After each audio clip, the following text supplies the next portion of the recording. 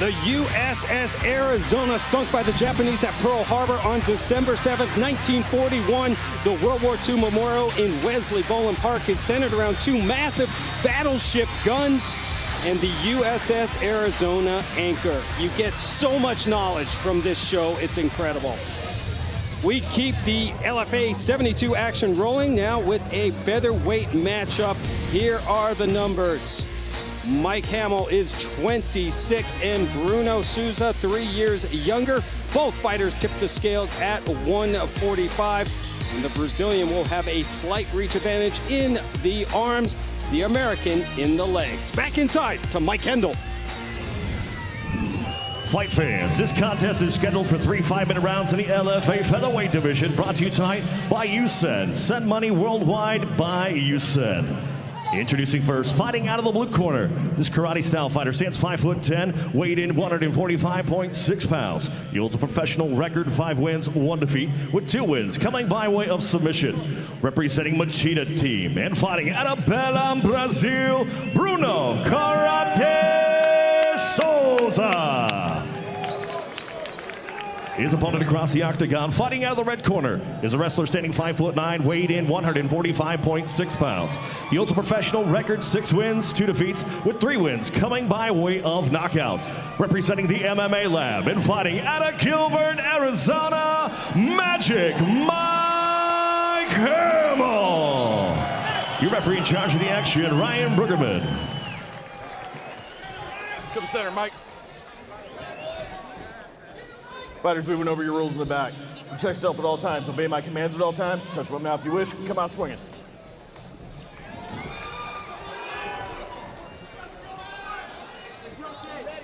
Matchup between wrestling and karate. Bruno Souza, known as Karate and Magic Mike Hamel, the wrestler.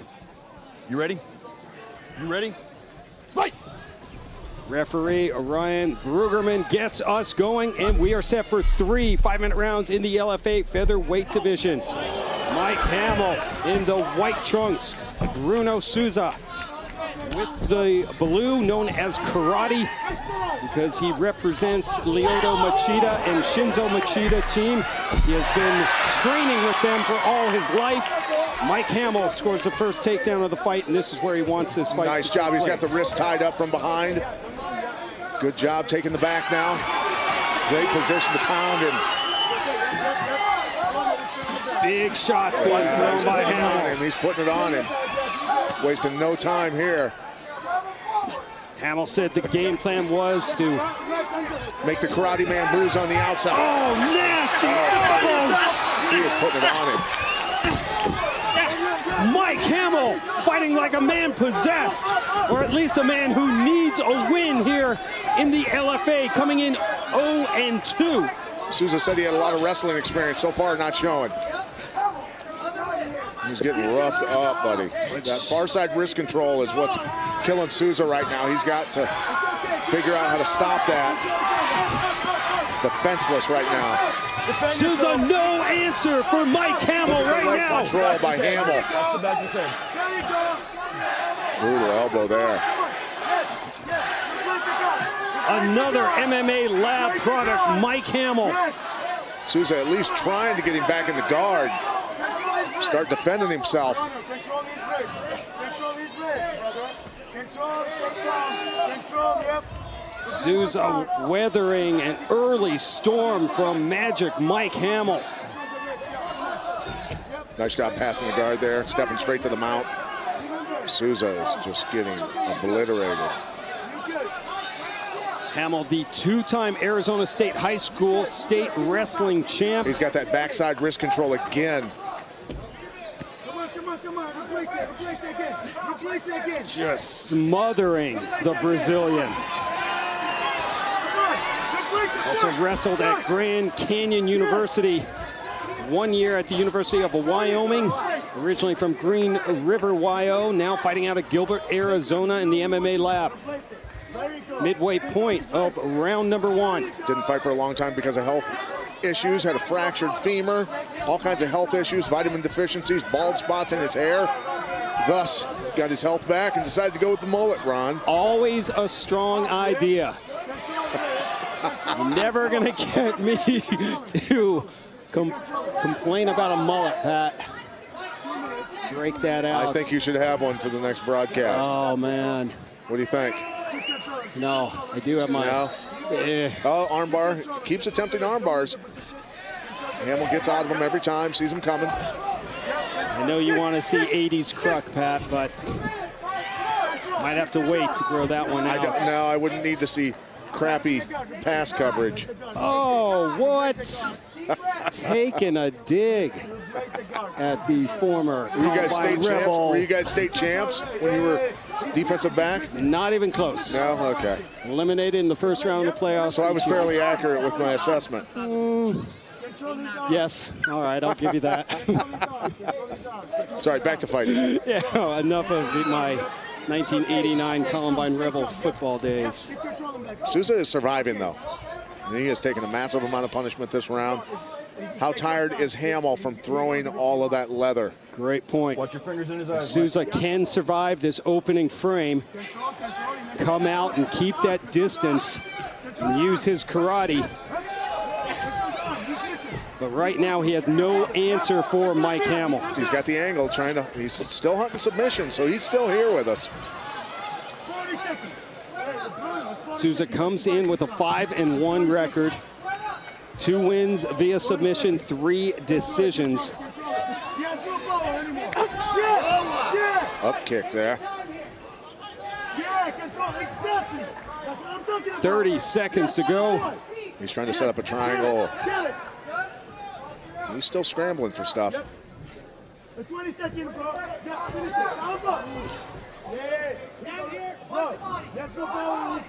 Hamel has 3 victories of his 6 by way of decision.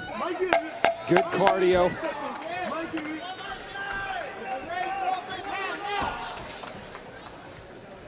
Time it ticks down in the first round, and Bruno Souza finally back on his feet, walking over to his corner.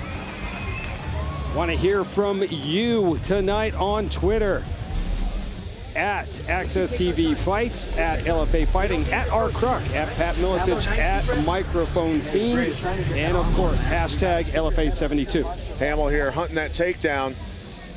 See that knee lands, not crisp, but there's the double leg, dumps him with ease though. And just mauling him on the ground. Gets that backside wrist control, did that several times to him. Landing these hacking elbows. Souza still looking over at his corner going, hey, what should I do? Maybe guard against that shot. Look at this, backside wrist control again. No answer. I'm gonna guess before it comes up, Pat, you went 10-8 Mike Hamel. You're pretty bright, actually. Dude, you know. Right. Just, oh, look at that. Somebody told you. No, they didn't. No, they didn't. Give me some credit. Every so often. And a well-deserved 10-8 round for Mike Hamel. Again, coming into this fight 0-2, and here comes Bruno Souza. Souza didn't throw any technique in the first round, so he's got to be fairly fresh. Survived the beating. Again, trains with Lyoto Machida. He's known as Karate. He's a 2015 World Karate Champ, riding a 5-fight win streak.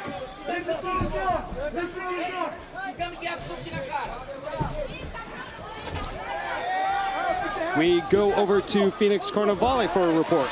I was in Souza's corner, and they're pretty sure that Souza can maintain his control, and they were trying to keep his confidence up because they were saying that Hamel doesn't have much power in his punches, which I don't know. I mean, you can kind of take that like maybe they believe that because Souza took a hell of a lot of shots and you know he's still standing. I mean, that's a possibility, but that was really all they kept repeating to him. Great stuff, Phoenix. Mike Hamel does have 3 knockouts on his resume out of his 6 victories. And this is not where Bruno Souza wants to be, with Mike Hamel on his back. Throwing the leg in here. You can tell he was a leg rider in wrestling. Again, wrestled at Grand Canyon University. 1 year wrestling at the University of Wyoming. You know, him being a 2-time state high school wrestling champ. Look, there's a lot of great wrestlers out here. The Sunkist kids, wrestling program out here, and many others have, I mean, they are putting out some solid wrestlers. Keep control of this arm. Keep control of this arm. Breathe. Control this arm. Breathe. Keep control of this arm. Bruno Souza out of Brazil making his LFA debut tonight. Souza holding onto that wrist. He doesn't want to eat any more elbows from that. He knows that position well now. It's one thing that Ed Suarez and Sven Bean do well with the LFA. They do find some of the top prospects out of Brazil and bring them here for the opportunity to compete in the LFA. Mike Hamel, 6-2 record, but 0-2 in the LFA. Understood the importance of this fight tonight. Just past the midway point of round number 2. He is flowing well on top. He really is, not giving Souza really much of an opportunity path for a submission attempt. Wherever Souza goes, he just lets him, he just surfs on top of him. Controlling the hips well with the leg in. And this is where we saw Hamel have a lot of success in the first, delivering shots to the side of the head. Backside wrist control again. Lost at that time. I don't think the Brazilian Bruno Souza has faced a wrestler like this in Mike Hamel before.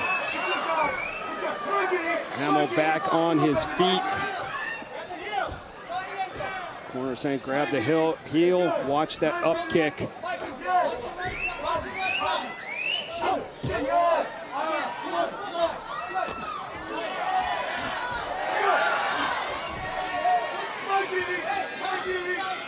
Whoa, that was a whipping roundhouse from his back. Yeah, it was. Barely missed Hamel's chin. And Hamel did not like it, gets in and delivers some more blows. Don't hook it. Control his wrist. Control his arm. Yes. Keep control it. You can. Keep control it, brother. Keep control it.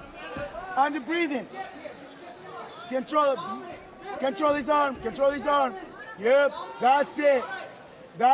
Put your guard. If you want, put your guard. Put your fucking guard if you can't do it. A little emphasis on those instructions. Yes, very colorful instructions coming out the blue corner. Don't hook the cage. For Bruno Souza.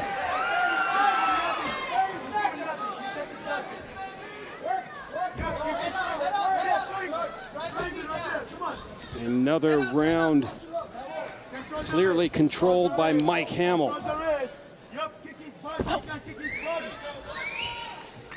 Control his arm.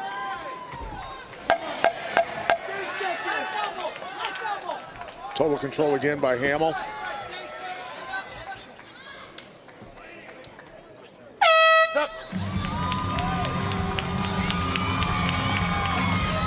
Mike Hamel walking back to his corner.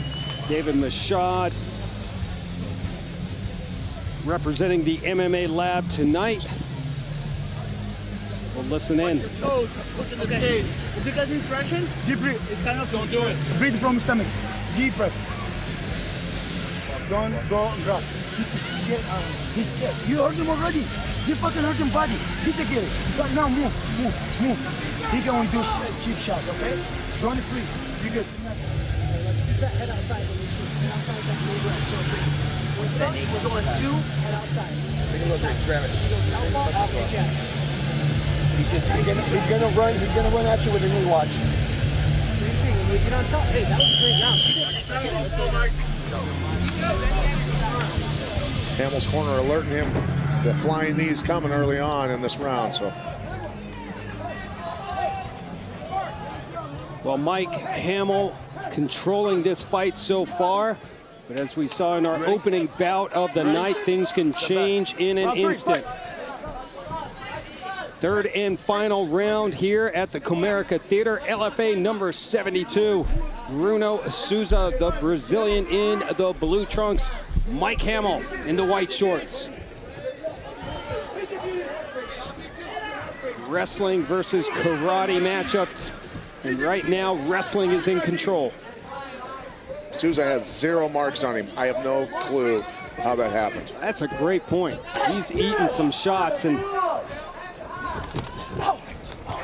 Hamel wisely comes in and takes him back down.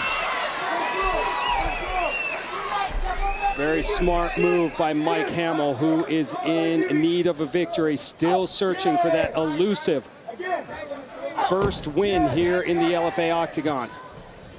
Hamel, nice job getting past the guard. Now it's time to go to work. If you can stay tight here. Trapping the arm. Souza, nice job hooking the leg to pull him back in. Souza's just physically not strong enough to deal with him. Great point.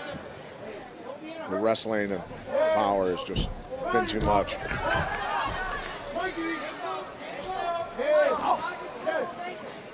Hamel needs to watch out for those up kicks, I can tell you that. They are nasty. I mean, Souza has shown that he can still deliver a pretty powerful kick on his back. Yeah, it's a bullwhip coming up out of there.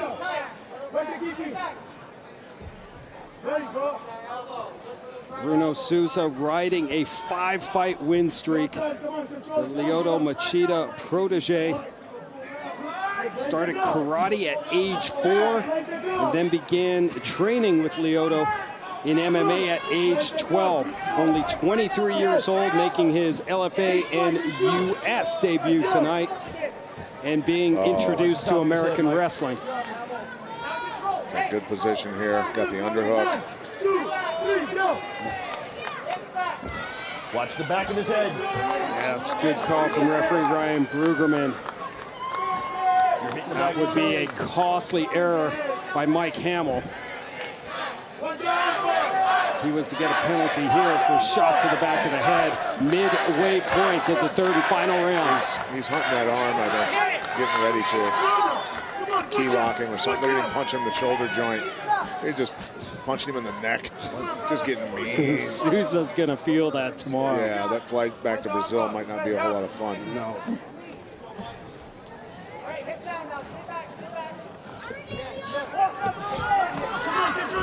Again, the hammer fist from Hamel.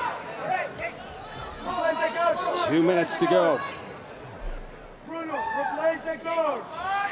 Yes, replace the guard. Bruno, replace the guard. Stop, time, stand up. Hold on, go over there. What happened? All right? A little bit, but come back. Stay right there.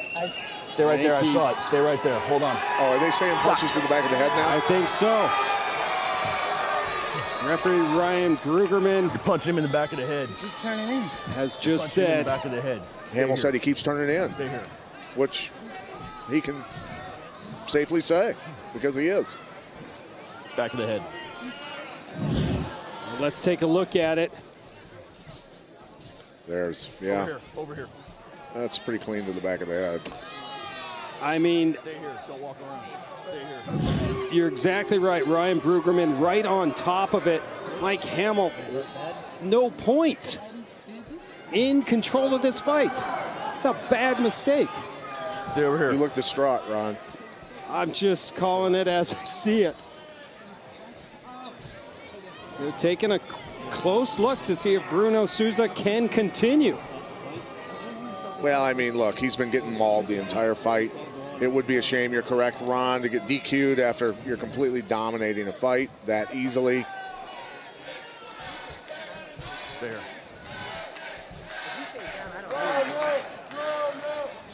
Local fans here cheering a magic for Mike Hamel, but They're not going to let him continue. no, And I he don't took- think so. He's This taken is enough punishment. such- He's taken enough punishment without shots to the back of the head that, you know. I don't. No. And that's it.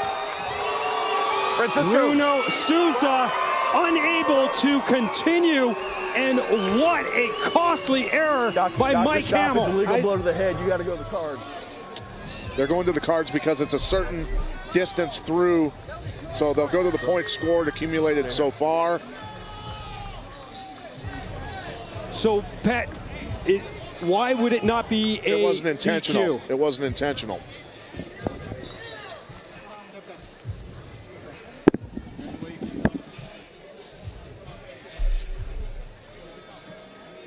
Well, hopefully a little bit later, we will speak with Mike Mazzulli of the Association of Boxing Commissions, maybe get a little inside info from him on this situation with Mike Hamel.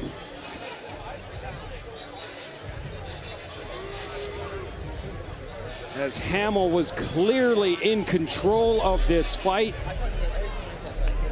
And then just hit the back of the head, clearly a foul of Bruno Souza.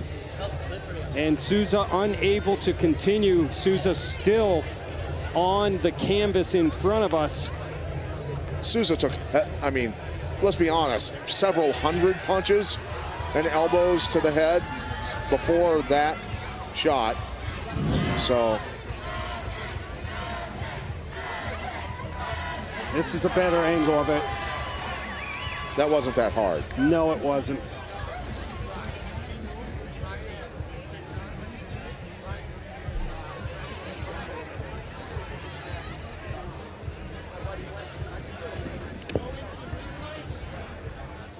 They will most likely go to the cards. Well, speaking with the commission here, they said they will not go to instant replay for this because the referee saw it and made the call. But as we saw it on the replay, it was not a hard shot. But that's easy for me to say sitting cage side. All precautions being taken, neck brace being put on. See if they'll bring out the backboard.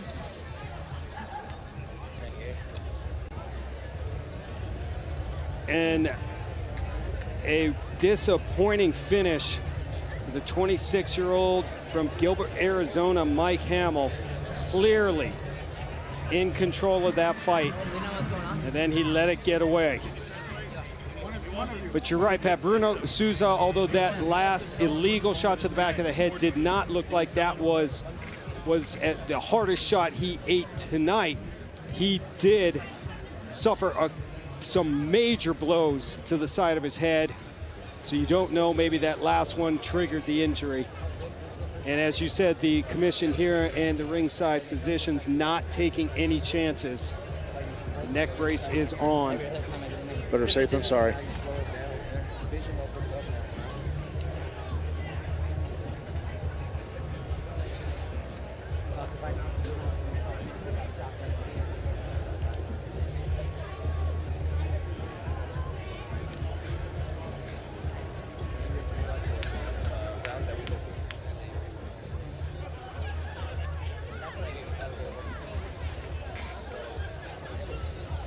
Well, the 23-year-old Bruno Souza from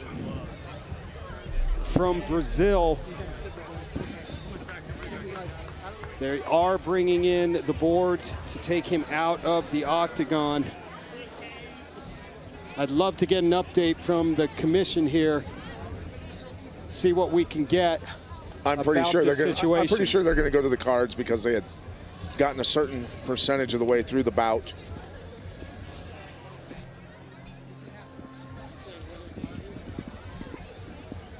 I'm getting the report now that it's going to be from Mike Kendall that Bruno Souza will be declared the winner via DQ.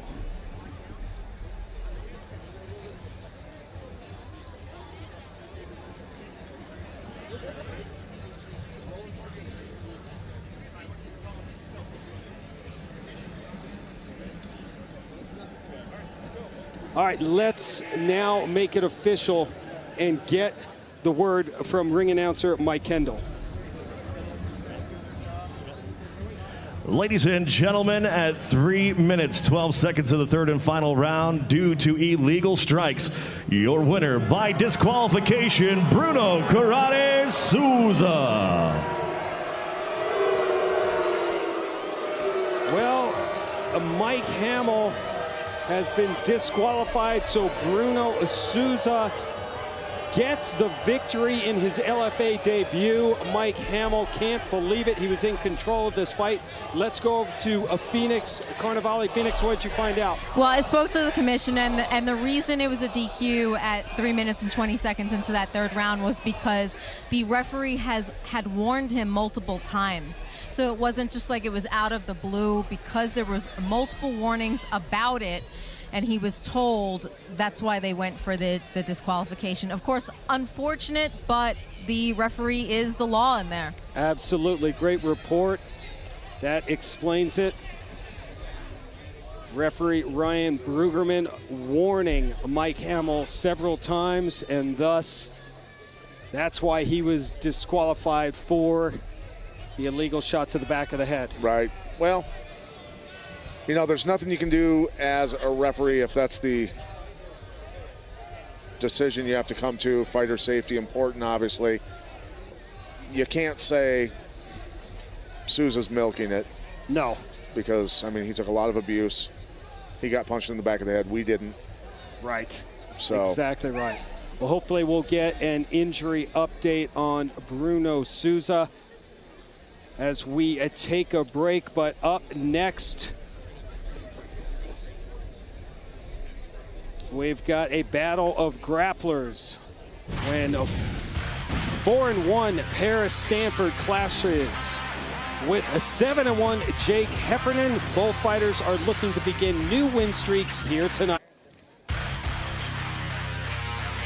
We are back in downtown Phoenix in the Comerica Theater for LFA number 72.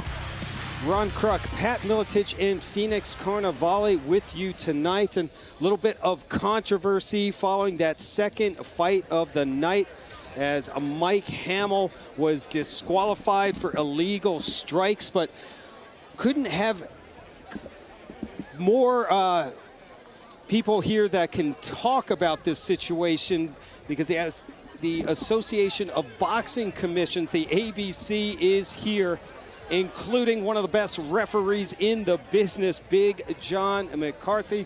And Big John is standing by with Phoenix. Phoenix? Hey guys, how lucky am I right now? You know, when you go through like that, when you see a decision like that, you always want to ask an authority. So I have an authority. And all right, Big John, what'd you think about that last call? In my opinion, that should have gone to the scorecard. You're in the third round of the fight. You have movement on both fighters, but you see him, he's not directing the strike to it. He's throwing to the side. Guy moves his head. That's on that fighter. If you're going to call it as a foul, that's okay. You can take a point from him even. But to say that that is deliberate, you really can't. I would have taken that, gone to the scorecards, scored the third round, what had come out, and go to the scorecards and get a technical decision. But I'm not the guy in charge, so. Well, you're in charge a lot. And my big question for you is all about this weekend. I mean, what are some of the things that we can sort of look forward to, or what are some of the things you'll be voting on even? Well, I don't vote on anything. I sit on the rules committee. All we do is we give suggestions on things that we believe can make the sport of MMA better. And we have several things that are little changes in the scoring application to make it easier for judges and the fans to understand exactly why the judges are going one direction instead of the other, what the fighters need to be doing. We're doing something with cuts, as far as if you have an accidental foul, where one fighter is cut by that accidental foul or intentional foul, that instead of just letting the fight go on and they're having to now deal at a deficit, we're talking about stopping the fight for a second, allowing the cut man to come in, address that cut, make it as good as you can to try to bring it back to an even playing field, and then let the fight go on. So you don't have to wait until the round's over. Exactly. Well, that's great for health and safety. Well, it's for fairness of the fight, because, you know, it could be that nothing was meant, but those heads clash. I get a cut, you don't, and now I'm at a deficit. And we try to raise that back to as even as we can. Now, since you've been involved with the sport for so many years, I mean, like, since its inception, really, I mean, you almost came up with a name. We're still not sure. There's speculation on that. What are you really happy with, the changes you made that are really happy with, and what do you think still needs to be worked on? I think the sport is evolving and the fighters are evolving so much you have to evolve the rules with it. Right now, the way the rules are, they're very good. Now, there are always things that you could improve, and you want to look and say, is that a rule that actually benefits the fights? Does it benefit the fighters? Is it a safety factor in the fight? If it is, then we got to keep that there and maybe look to even improve it if we can. If it's not, then let's get rid of things. We shouldn't hold on to something because it has been that way, or we shouldn't keep something from being put in because, well, we haven't had it before. We should be looking at what is best for the fans, to know exactly what should be done, and for the safety of the fighters and being able to compete to the best of their ability, but be safe, with what they're doing. Thanks, John. Your insight is always appreciated, and we love having you here. Thanks for coming in. Thank you. Back to you guys. One of the best and most knowledgeable referees in the business, Big John McCarthy. Great to see him. And Pat, you called it. You said that should have gone to the scorecards at that point. Big John agrees with you. A legal shot, but not a deliberate shot. Great minds think alike, of course. That's just common sense. I mean, but look, I'm not gonna fault the referee. Not gonna get into that. It was a judgment call, for sure. Bruno Souza took a lot of shots there in that entire fight. So I agree. I thought it would go to the judges' scorecards as well. But either way, a very costly. Yeah, because Hamel hadn't fought in a long time. He looked great. No ring rust. Let's take a look at it again real quick. If they can pull it up for us.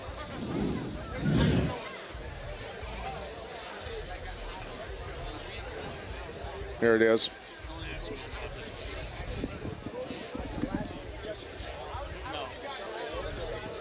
Wasn't a bomb of a shot, but you can't see it coming when you're the fighter on the bottom. Moved his hand real quick to strike. It's illegal either way. Strike was illegal, so.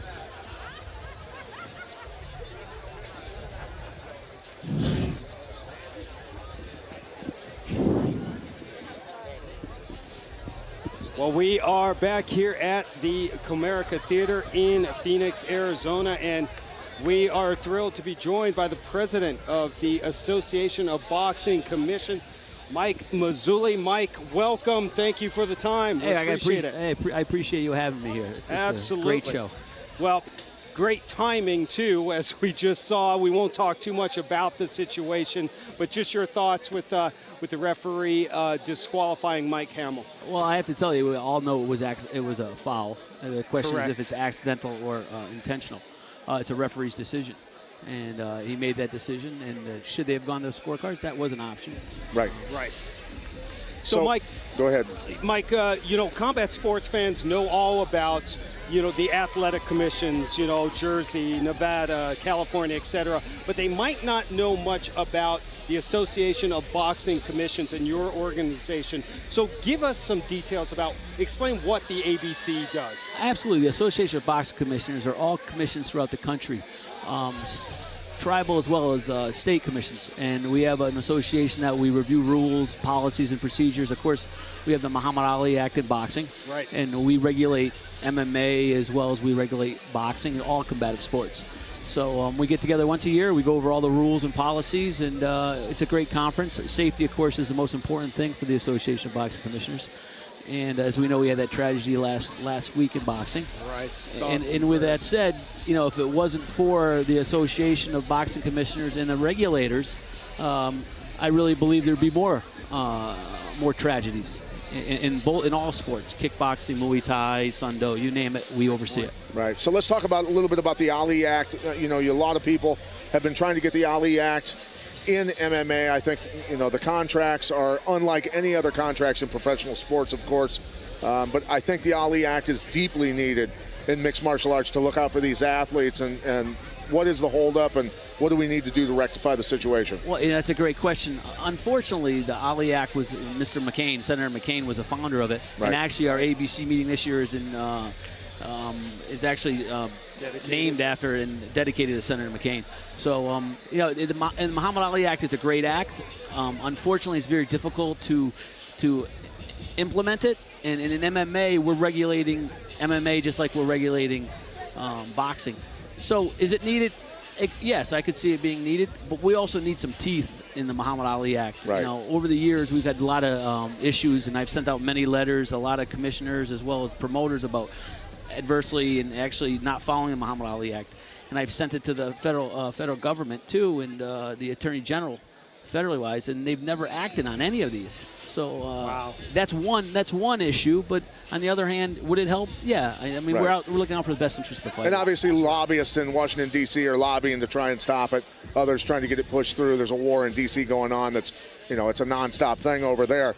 But also something that I think is deeply needed, and we tried years ago with the World Alliance of Mixed Martial Arts, with an independent sanctioning body having an independent world title belt. Because, look, in boxing, there is a reason there isn't a Bob Arum world title. There isn't a Don King world title belt, because those guys are promoters. And when a lot of people in mixed martial arts don't understand, a UFC title or a ONE FC title or a Bellator title don't really mean you're the world champion. We've never had true world champions in this sport.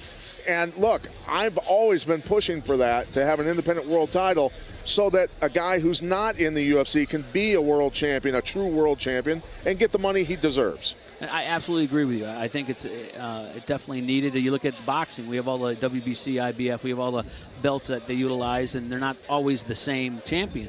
So how do we do that? I have no idea. Well, I think the way to do it in mixed martial arts is, and we're just holding the conversation here, folks, and this is really important because I love what you guys are doing and what you stand for, making it, you almost, to avoid the corruption of some of the stuff that has happened in boxing.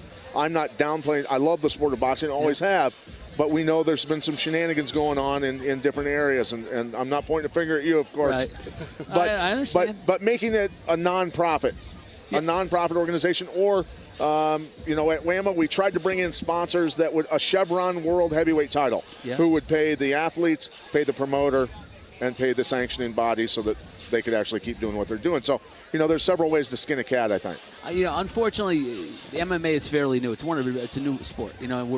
I sat down back in 2001 and helped write the Unified Rules of Mixed Martial Arts. Right. When you were fighting, you fought New Jersey twice, and at the same time, it was Nevada, New Jersey, Mohegan that did most of the fights for the first 4 years. And with that said, we're so young, and we got to understand that you got to take baby steps before we get to the point where I heard years ago about the union, that the fighters wanted to do a union. I think that's a great idea. You know what I mean? How do we do that to benefit the fighter? At the end of the day, it's about fighter safety. You know what I mean? That's our biggest concern. Right about now, the ABC has a charitable fund that this past year, since July of last year, we donated $22,000 to fighters that were in need. Wow. So, it's just we're really moving forward with some of these steps, but it takes a long time. You know how it is, Pat. You know the development of the sport. Right. And speaking of fighter safety, Ron, sorry I'm hijacking the hell out of this. Go for it, man. But there's one rule that I really disagree with, or one technique that's allowed, and that's the stomp kick to the front of the knee joint, because it is such a sudden blow.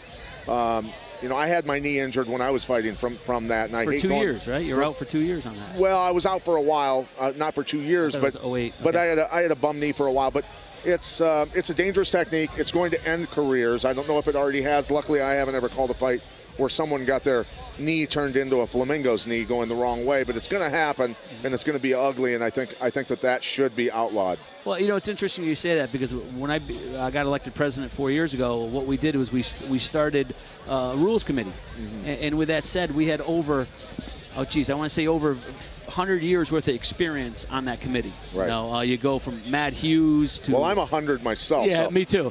I can't believe it. Jeremy Horn's on it. Randy Couture was on it. John McCarthy. And every year, what my theory was when I started, it was... We look at every rule every year, just like the National Football League. Right. We're going to sit down and look at, and that's what we're doing. So they bring the rules to the body. Like this year, they were talking about 12-6. And with that said, they wanted the committee wanted us to address it to the body about 12-6 elbows. Well, the board of directors looked at it and said, at this point, we're not going to do it. So that's not something we're looking at this year. So, we're trying to do it in a systematic way. Yeah, I understand. We are speaking with the president, Mike Mazzulli, of the Association of Boxing Commissions. Mike, you mentioned fighter safety and some rule changes. Talk a little bit about some of the other hot topics that you guys are discussing at the conference this year. Well, I appreciate I can plug this. ABCboxing.com. You can check out the agenda. It's on the website. Our charitable foundation's on the website. But actually, Wednesday afternoon we have the foremost expert in USADA testing, Dr. Eichner, showing up. We have Mark Kerr coming in to say hello. We have BJ Flores to talk. Great. We have some great agenda items, and I'm really looking forward to this one. It's the largest convention, and back in 4 years ago, back in San Diego, we had 400 room nights sold. Now we have over 800. Beautiful. Wow. So we're just, and I think with the charitable foundation and everything we're doing as in the board of directors, we're really moving forward. And are all the commissions represented here in Arizona? Majority of them. I would say 80% of them are represented. Correctly. Even Iowa showed up. Iowa even showed up. I mean, we even have Hawaii, Alan Tanigwish from Hawaii, and Jeff Mullen from Nevada. So Jeff was one of my judges back in the early days. Been there since the beginning. But, yeah, he's a great kickboxer over the years. Right. You mentioned the charity. We spoke a little bit about this earlier. I want to give you the opportunity because you guys are doing some great things to take care of fighters once they are done with their fighting career. So please, Mike, talk about I'm gonna pull up the exact address. Actually, it's retiredfightersfund.com. Like I said, this year, since last July, we gave away $22,000, and we plan on giving away more. We're working hard. We have a silent auction night and a casino night Monday night, which all the money goes directly towards the charitable fund. We're a 501c3. There's no shenanigans. Beautiful. We do the right thing. Yeah. And it's all about the fighters. At the end of the day, I always tell everybody, if it wasn't for the fighters, we wouldn't be sitting here. Right. All of us. Exactly You know right. that. We wouldn't have were a in the job. cage. So you bet. All right. Well, Mike, we appreciate your time. Best of luck this week. And this is your last year as president, is That's that right? correct, yeah. You're retiring? You're riding off into the sunset? It's 4 years, and I'll still be past president. It doesn't matter who the president is. I'm going to help him out. I love the sport. I love combative sports. And with that said, it's all about the fighters. It's all about the fighters. Final question I have, and I know Pat might have one more. How close are we to all 50 states adopting the unified MMA rules? Well, I first got to tell you guys, even back when we first started, the rules were there, but they weren't all commissions weren't utilizing. Don't get me wrong, the three of us were when we started. But we're actually, we're going to readdress it. We're going to readdress it on Tuesday. I know the down fighter is a big question, a big concern, but we'll get that readdressed on Tuesday. We'll address it. We'll let the body speak. We'll have open forum, and we'll come up with a decision. Talk about the down fighters, though, because that is something that still seems to be the hot topic around. Well, the interesting thing is, I got to say, over the last 3 years since they changed it, so now what it is, it's 2 hands down instead of 1. Now, I always say to the fighters when I do my rules meeting, I said, guys, instead of if you got 2 hands down, you want me down, drop a knee. You drop a knee, you're automatic. It doesn't matter if you get no hands down. So dropping the knee is very important. Drop the knee. So we've changed the rules after, like I said, 100 years worth of experience, wanted to change them. Randy Couture sat up there and discussed it. John McCarthy, we were all there. And we've had no severe injuries since then. So it's about 70% of the commissions right now utilize those rules. I don't call them new rules anymore because they've been around for 3 years. They're the ABC rules. But then you have 8 or 9 other commissioners that have their own rules. Not just the down fighter different rule, but other things. Right. Which makes no sense to me. That's making it so confusing, especially to fans. And speaking of confusing, the injuries that I've noticed over all the years as an athlete, as a coach, and as a broadcaster, when it comes to the knees with a downed opponent, is there's confusion whether he's down or not. And a lot of times that fighter who was thinking he was down lets his guard down and then gets hammered by a knee, and that's when he gets hurt. Yeah. In my mind, this may sound ludicrous to you, but having been a fighter, I fought under a lot of different rule sets, but I think that knees should be legal on the ground because then they're always prepared for that and knees to the head. Absolutely, 100%. Then they're always defending ready. against it, and they're not getting hit with flagrant shots because they're always prepared for it. Look, if you're allowing elbows that can crush cheekbones and noses and jaws, why wouldn't you allow knees? I'm not disagreeing with you.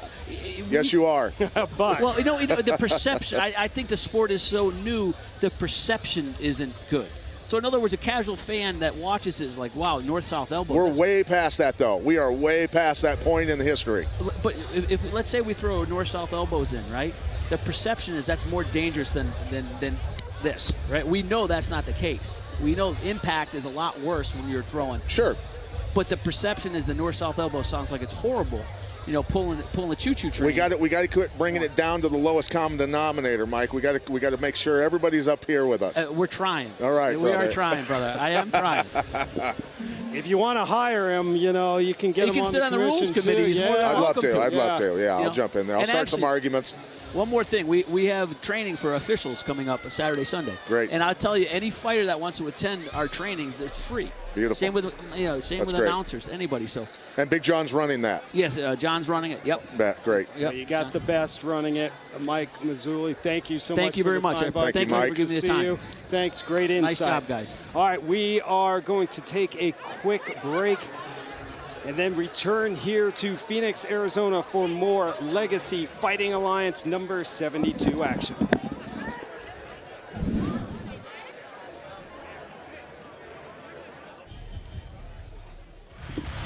Welcome back to the Comerica Theater and a Legacy of Fighting Alliance number 72. Time out in the action here due to Bruno Souza being taken away from the theater in an ambulance after Mike Hamel was disqualified for illegal strikes to the back of the head. When the ambulance gets back, we will resume action here at LFA 72.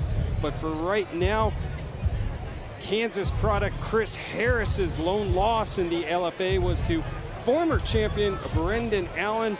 Tonight he looks for his second win in the promotion and more importantly a possible future title shot.